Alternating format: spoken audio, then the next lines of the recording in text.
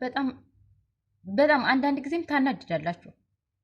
ለምንድን ነው አንድ ወር ይሸግራታል። አንድ ወር አሳልፋ የሁለት ወሩን አንድ ጊዜ ልትሰጥ ትችላለች። የሶስት ወር አንድ ጊዜ ልትሰጥ ትችላለች። ግን የአመት ከ6 ወር እስከሚያዝባችሁ ድረስ ለምንድን ነው የምትሰሩት? በቃ አልሰራም፣ ትግዴልኝ። እኔ ማርያምን አመት ከ6 ወር ሙሉ በነፃ አልሰራም እኔ። እንግዲህ እህታችን አይታችኋታል። ሰሞኑን በጣም እያለቀሰች ሚዲያ ላይ ወጥታ፣ እኔ ከአሁን ቀደም ሚዲያ ላይ ወጥቼ አላውቅም፣ እባካችሁ ድረሱልኝ፣ ለሚመለከተው አካል አድርሱልኝ እያለች በጣም ደም እንባ እያለቀሰች ነበረ ማለት ነው። ብዙ ሰው ሜንሽን አድርጓታል። ብዙ ሰው ሜንሽን አድርጎ ሙኒት ጋር አድርሶ እንግዲህ ሙኒት ከረጁ ጋር ሄዳ ልጅቱን አስወጥታታለች። እዛ ጋር ልጅቱን ልታስወጣ ስትሄድ ምንድነው የተፈጠረው? የአንድ አመት ከ6 ወር ደሞዝ መዳሟ ይዛባታለች። እንዴ የአንድ አመት ከ6 ወር እስከሚያዝባችሁ ድረስ ለምንድን ነው የምትሰሩት? ማንኛውም ሰው ቢሆን የአንድ አመት ከ6 ወር አይደለም፣ የአንድ አመት ከ6 ወር የአንድ አመት ራሱ መንግስት ራሱ አያሰጣችሁም። ፖሊስ ጋር ብትደውሉ ምን ብትሉ አያሰጣችሁም። ምክንያቱም ይህን ያህል ቀን የት ነበራችሁ ትባላላችሁ። ስለዚህ 2 ወር ድረስ ታገሱ። ከ2 ወር በኋላ በደሞዛችሁ አትቀልዱ። እናንተ ማለት ነው አንድ ቀን ታመሽ ብትተኝ 1 ሰዓት ራሱ አታስተኛሽ። አሁንም ታሊ ይሄንሺ ይሄን ያህል እንዲህ ነው የሚነቀንቃት ማለት ነው። እንደውም አመመኝ ስትሏቸው እና ስለዚህ መጀመሪያ ለራሳችን ጥንቃቄ ማድረግ አለብን።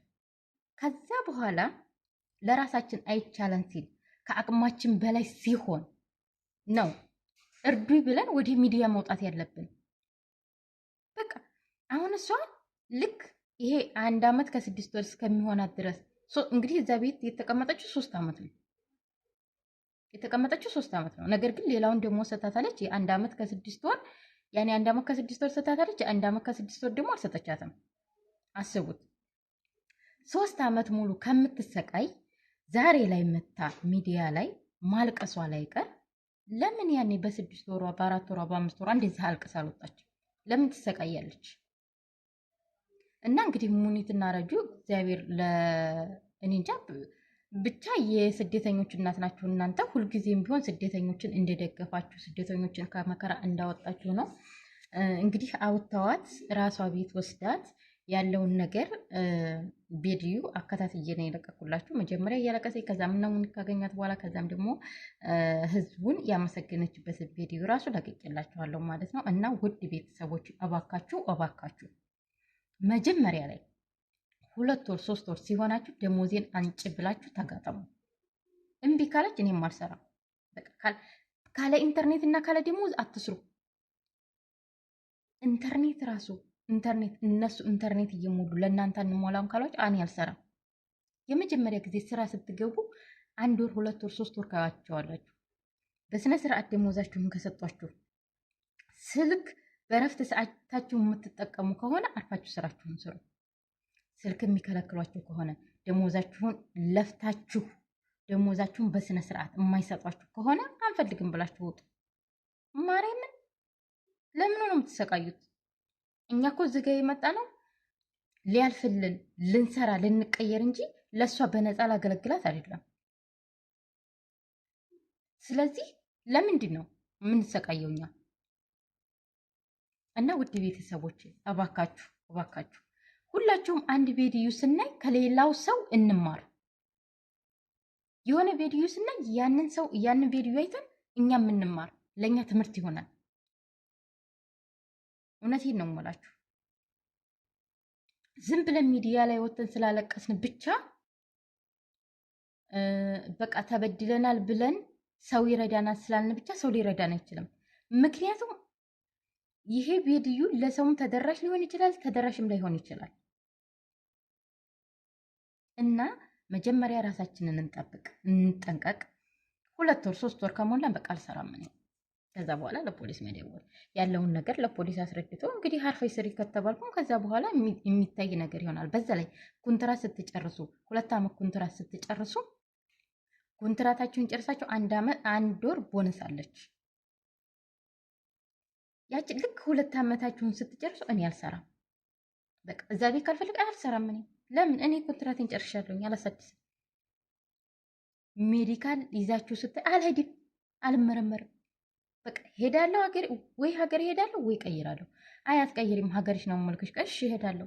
ሀገራችን ነው እንጂ የምንሄደው እኮ ሌላ ጦር ሀገር ምናምን አይደለም የምንሄደው። ሀገራችሁ ለመሄድ እየፈራችሁ እንዴት 3 ዓመት 4 ዓመት የምትሰቃዩ እህቶቼ በራሳችሁ ላይ ነው እየቀለዳችሁ ያላችሁት ማለት ነው። እና ሁላችንም ጥንቃቄ ልናደርግ ይገባል። ሁላችንም መጀመሪያ ላይ ራሳችንን ተጠንቅቀን ራሳችንን ከአደጋ ጠብቀን ከዛ በኋላ ነው ሰውን ድረሱልኝ ማለት ያለብን እንጂ እኛ ምንም ነገር ሳንሞክር ሰውን ድረሱልን ማለት ሰው ጋር ይሄ ቪዲዮ ተደራሽም ሊሆን ይችላል፣ ተደራሽም ላይሆን ይችላል። ይሄ ነገር የሚያጋጥመው ግን ብዙዎችን ነው። ይሄ ደሞዝ መከልከል፣ ስልክ መከልከል ብዙ እህቶች ጋር የሚገጥም ነገር ነው ማለት ነው። እኔም ከአሁን ቀደም አጋጥሞኛል። እኔ የመጀመሪያ ቤት የሰራሁበት 2 ዓመት ስልክ አልያዝኩም፣ ደሞዝ በእጅ አትሰጠኝም። በአራት ወር ኢትዮጵያ ትልክልኛለች፣ አካውንት ትለኛለች፣ አካውንት እሰጣታለሁ፣ ትልክልኛለች ማለት ነው። የምትልክልኝ ራሱ በባንክ ነበር። የሚገርማችሁ ነገር የዛ ጊዜ ደግሞ ደሞዙ ራሱ በጣም የወረደ ነበረ በሰዓቱ። በእርግጥ እኔ ራሱ የማስታውሰው የእነሱ ስልክ ራሱ እነሱ ራሳቸው ስልክ የሚይዟት ብላክቤሪ የምትባል የሆነ ትንሽዬ ስልክ ነበረች ማለት ነው፣ ካስታውስ ከሆነ። አሁን ነው አይፎን የመጣው እና እንደዛ አለ። አሁን ያኔ በፊት ስልክ ያን ያህል አልተስፋፋም። እንደዚህ ቲክቶክ ምናምን ራሱ በቃ የዛ ጊዜ የሚታወቀው ፌስቡክ ነው። ፌስቡክም ከስንት አንድ ሰው ነው እንጂ የሚጠቀመው እንደዚህ ይህን ያህል ዩቲዩብ ምናምን እንደዚህ በጣም የተጋነን አልነበረም። እና አሁን የዛ ጊዜ አልፈነዋል። ምክንያቱም እኔ ብቻ አይደለሁም ስልክ የሌለኝ በጎረቤት ያሉት ሰራተኞችም እሷ ቤተሰብ ቤት ያሉት ሰራተኞች ምናምን ሁሉም ስልክ የለውም። ስለዚህ ከሁሉም ጋር ተመሳስላችሁ ነው የምትኖሩት።